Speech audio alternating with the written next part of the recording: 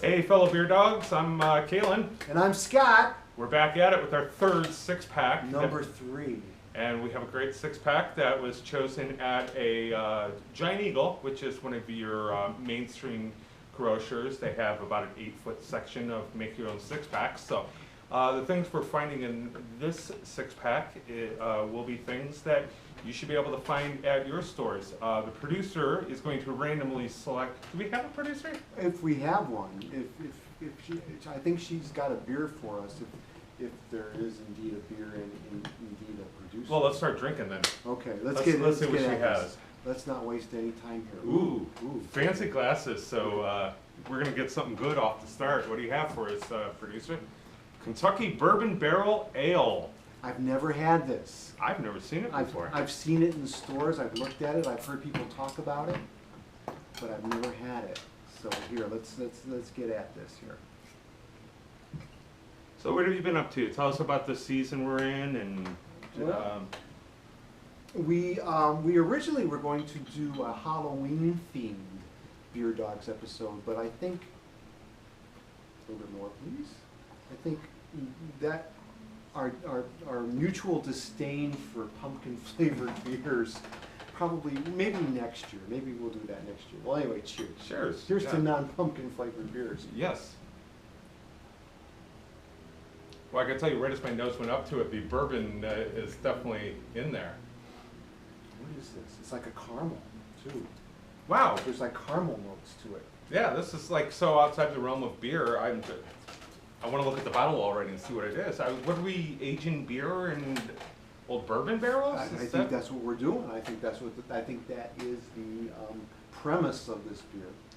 Is that it's just regular beer that's been aged in a bourbon barrel. It's an from ale Kentucky. aged in oak bourbon barrels. Okay. And I'm assuming it's from Kentucky since it is Kentucky Bourbon Barrel Ale. Right, right. Did you know that by law, in the United States of America, in order for a liquor to be called bourbon, it has to be distilled in the state of Kentucky. That was a law passed in Congress, or an act, because Congress really doesn't pass laws, they pass acts. Acts of Congress. Interesting. So kind of like the Champagne region of Exactly, France. exactly. So Cleveland bourbon really isn't bourbon. It is bourbon, but it's not bourbon. Like Jack Daniel's is really a bourbon, but because it's made in Tennessee, it can't be called Jack Daniel's bourbon. It has to be called Tennessee Sour Mash. If you Interesting. Yes. Well, this one actually has its location on it. The battery's, the brewery is Altex Lexington Brewery in Lexington, Kentucky. Well, then it is a genuine bourbon barrel.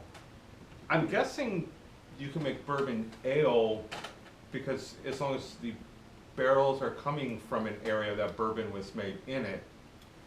Right. I suppose like if you got some Kentucky bourbon barrels and shipped them to Cleveland, that there might be some authenticity there. Or just like from the last episode we did on the Oktoberfest beers, in order for a beer to be truly an Oktoberfest beer, it has to be served during Oktoberfest in Munich in Bavaria. There's just all these rules. I don't know who comes up with them. That's fine. This one's a very pleasant surprise. It's for somebody. I'm going to say this for somebody who's not quite sure if they want to go out drinking spirits or drinking beer. This is a good mix. It is, for me, it's a tad sweeter than I like, but it is. It's a nice dark amber color, really foamy, and the foam's really got legs to that. I don't know if you can see my swishing there. Yes, I'm swishing as well. Those are some nice legs. Well, if you talk about legs, you should swish a little. It definitely has. I mean, the nose is all bourbon. The taste is caramely. To me, it's got a sweet, like a caramel sweetness to it. It's definitely a smoked flavor. Yes. I don't think anything like smoking the malts or anything. So I think it's just a straightforward ale, and I think it's a pretty brilliant idea to put it in bourbon barrels. All right. This says alcohol per volume 8.2%. You picked a good one for us to start out with. Wow. Yeah. So, to the producer. Scott, If we have one. you ready to rank this one? Yeah, let's give this a ranking. You go first. Okay, I'm gonna give this one a try. I 6 of this might be a bit too much. I think if you got an opportunity to grab the Kentucky Bourbon Barrel Ale, grab one, give it a try, put it in little shot glasses and share it with your friends. It'll definitely be a great conversation starter for Yes. sure. I gotta say that, like, the one beer that we've done in the past was the Radler that we really liked, and there was a lot of conversation about it. This is definitely another one of those beers that, fan of beer, fan of spirits, it'll be a conversation piece for sure. And when I want to say that this is definitely a try for me as well. I've seen it in the make your own 6-packs, and I kind of always wanted to grab one, but for some reason I always found something else that I wanted to try a little bit more. So this never made it into a 6-pack. I'm glad I had a chance to try it.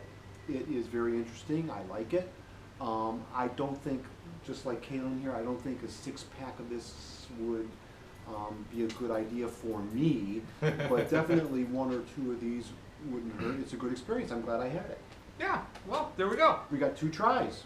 We have 5 more to go. This is going to be hard to beat this one in this 6-pack. All right, we'll see you on our next beer, which we still don't know what it is. I don't know. All right, see you soon.